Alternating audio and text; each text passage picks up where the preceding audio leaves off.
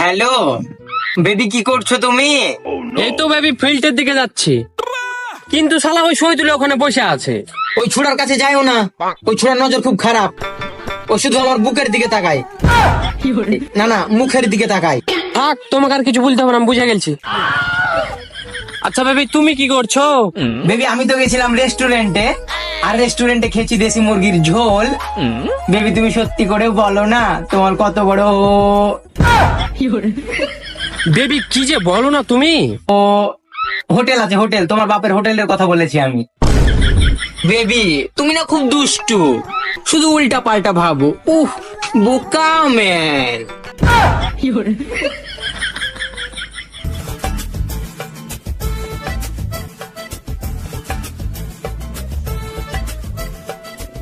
Baby একটা গান শোনাও না প্লিজ, প্লিজ প্লিজ প্লিজ। আচ্ছা